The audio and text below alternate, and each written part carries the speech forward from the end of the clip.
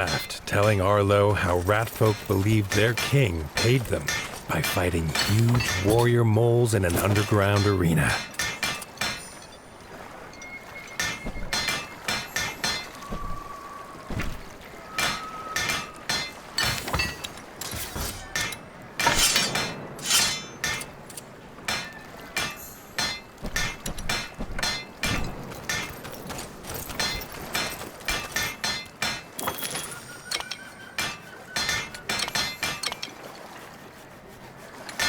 The King card. A rare card indeed. Although rare, its qualities are not always positive. The Smith card. Highly sought after for its ability to change the qualities of other cards.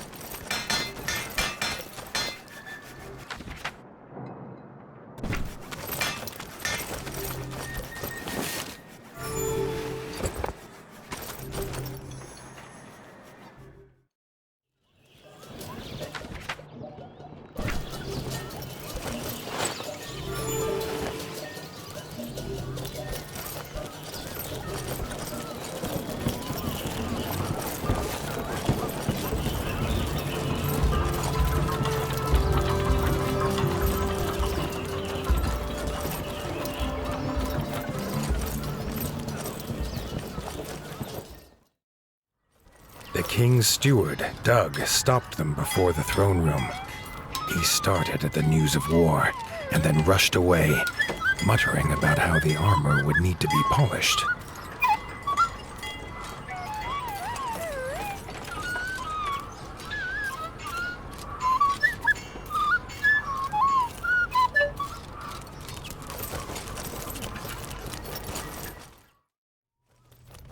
Dennis, the king's brother, was also curious to see this northerner.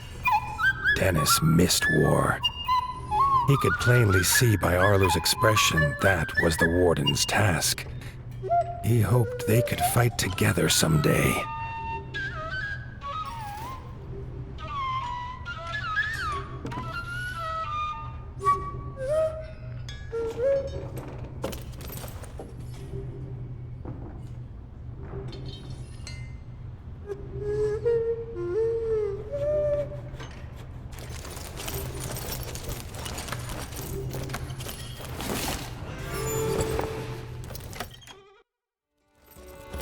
Arlo was nervous to meet this king. He hoped Reggie lived up to all he'd heard from Robin. He did not have to wait long. King Reggie was glad to see his old friend Robin was safe, and bid him to tell his tale. Robin told of the death of his son by the ferocious Darkwings, and begged the king prepare his forces to go north. Reggie was sad at the loss of Little John, but said that was not reason enough for the South to join a northern war. The king wished them well and turned to go. Arlo stepped forward, asking what the king would do when there was no Winter's Edge to shield the South. If they sent no help now, the Darkwings would not stop at their borders. Reggie listened to Arlo tell his tale. It brought back terrible memories of a father lost and a land left in ruin. A tale not unlike this young warden's. He held out his paw in friendship. King and warden, united, could stop any foe. The southern ratfolk would not simply leave the warmth of their homes for frozen lands they had never seen. A trial by combat would prove his worth. Arlo agreed. He would do whatever it took.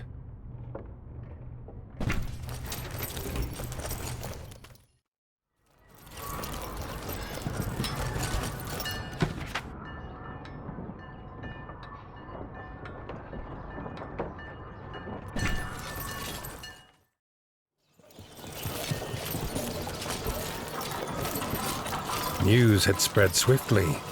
As Reggie led them to the tournament grounds, the streets were already full. Villagers craned their necks to see their warrior king and this strange northern challenger.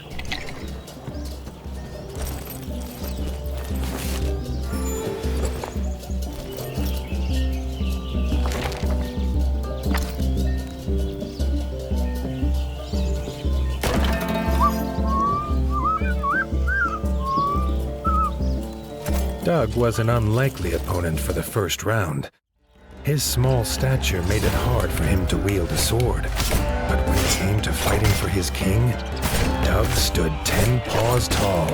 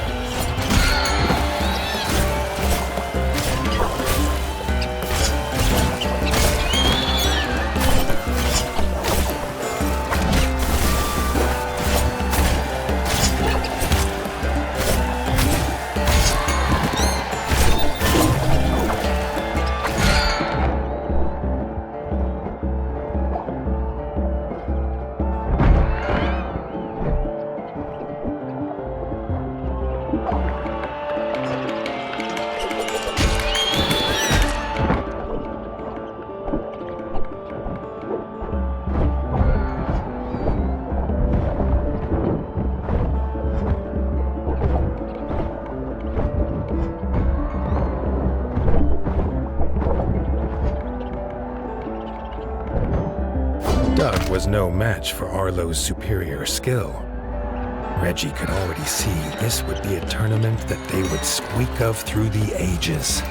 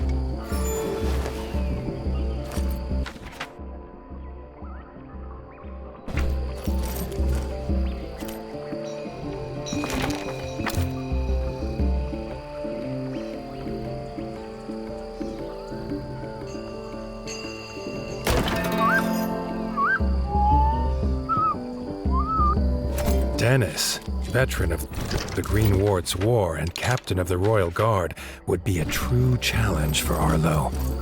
The crowd's cheers for the king's brother echoed off the arena walls.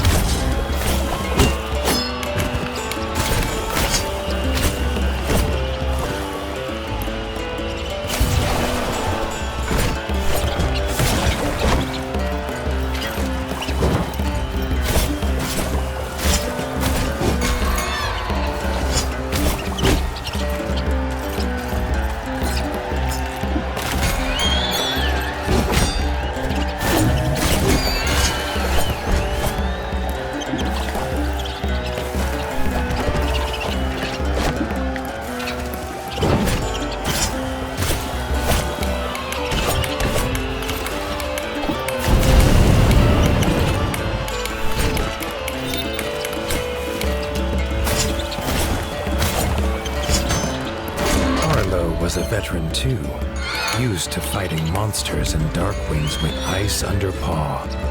Dennis did not compare. Now the crowd cheered for him.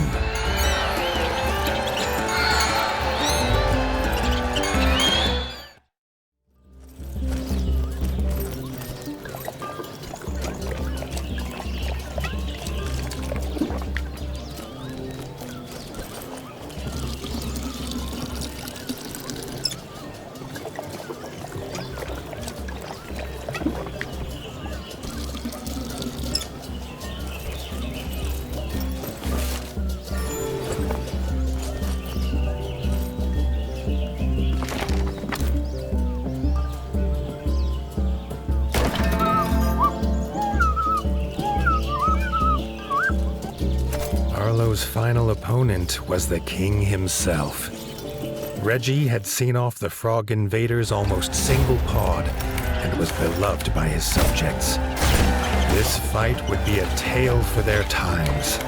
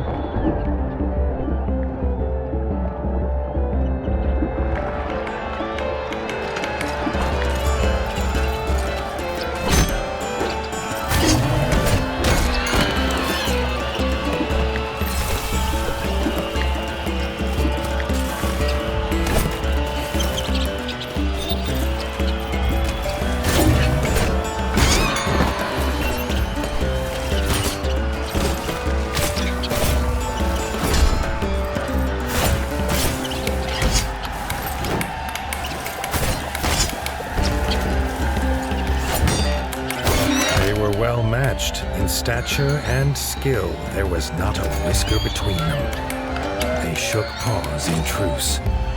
No rat could doubt Arlo's worth now. Reggie said to meet him by the docks.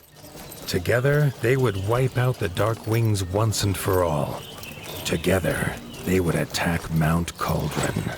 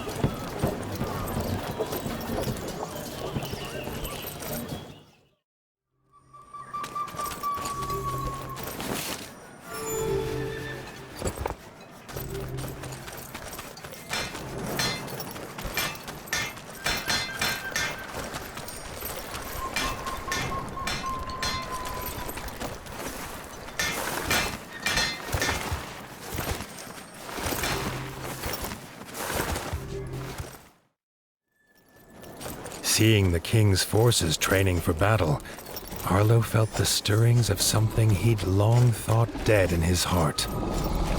Hope. At the dock, Arlo's little heart leapt again at the strange contraption. If it was a boat or a house, he could not tell, nor why it had a giant sleeping fuzzlebug atop it. From inside emerged King Reggie. He was not alone. King Reggie introduced Bertle. Arlo felt something comforting in the turtle's presence. Bertle was proud to take the army to Mount Cauldron in his bug ship. They would make camp at Highland View, where Arlo could find them when his forces were ready. In a flap of its wings and a cloud of gas, the fuzzlebug took King Reggie and his army north. Whatever task